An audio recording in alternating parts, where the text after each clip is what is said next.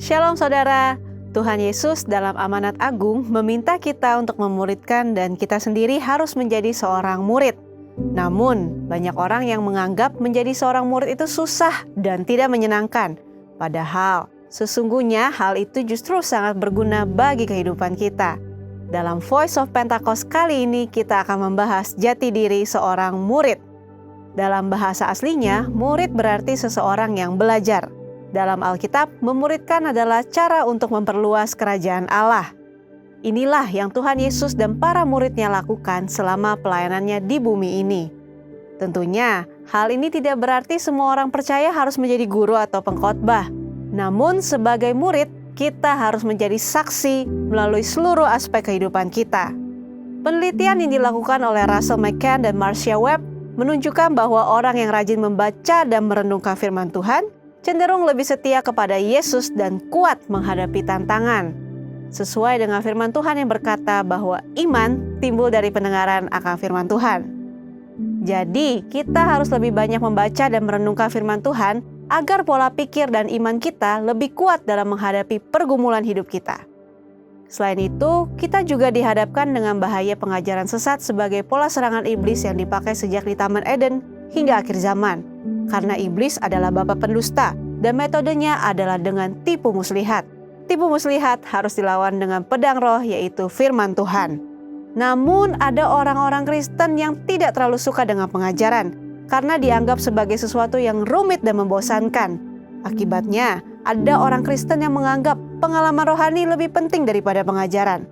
Mari kita renungkan ilustrasi ini. Mana yang Anda pilih? Melihat sebuah laut dari tepi pantai atau melalui sebuah peta? Berada di tepi pantai dan melihat laut secara langsung tentu memiliki kesan yang menyenangkan dibandingkan saat melihatnya melalui sebuah kertas. Pengalaman rohani sama seperti melihat laut secara langsung, namun dengan peta kita dapat menyeberangi lautan karena dibuat berdasarkan pengalaman banyak orang. Pengajaran sama seperti peta, sepertinya membosankan, tetapi pengajaran disusun oleh orang-orang yang sudah mengalami banyak pengalaman rohani, sehingga memiliki perspektif yang lebih luas dibandingkan pengalaman rohani pribadi kita. Jadi, pengalaman rohani dan pengajaran sama pentingnya. Asumsi lainnya adalah menganggap pengajaran sebagai sumber perpecahan gereja. Namun, ketika berhadapan dengan pengajaran yang bertentangan dengan Alkitab, maka perpecahan bukan suatu keburukan. Albert Mohler menggunakan istilah theological triage untuk menentukan tingkat kekritisan sebuah pengajaran. Tingkat pertama, yang paling kritis, yaitu pengajaran dasar yang mempengaruhi keselamatan seseorang. Seperti mengenai Alkitab adalah firman Tuhan, ketritunggalan Allah, ketuhanan Yesus, karya penebusan, keselamatan karena kasih karunia melalui iman hanya kepada Yesus Kristus.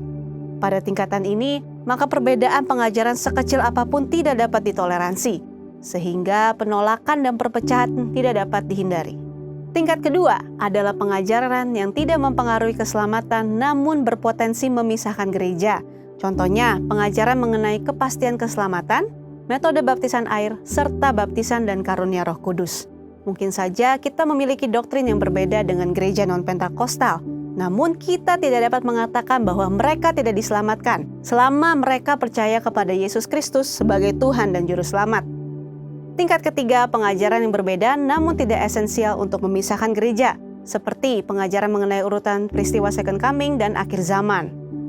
Tanpa mengenali tiga tingkatan tersebut, maka perbedaan kecil dapat menimbulkan perpecahan. Atau di sisi lain, ada kompromi yang berbahaya terhadap pengajaran yang tidak sesuai dengan kebenaran firman Tuhan. Lalu, apa yang harus kita lakukan untuk menjadi seorang murid yang sejati? Mulailah dengan membaca Alkitab setiap hari, mendengarkan khotbah dan pengajaran yang sehat dari gereja, serta mengikuti kelas-kelas kom di gereja kita. Ingat, seorang murid itu belajar. Tuhan menegur bahkan mengutuk orang yang malas, termasuk yang malas belajar. Marilah kita bertekun dalam pengajaran dan Tuhan berjanji akan mempertajam telinga kita sebagai seorang murid. Saudara, untuk penjelasan lebih lengkapnya dari tim teologi kami, silakan buka link yang ada di atas atau scan QR Code yang tersedia. Tuhan Yesus memberkati.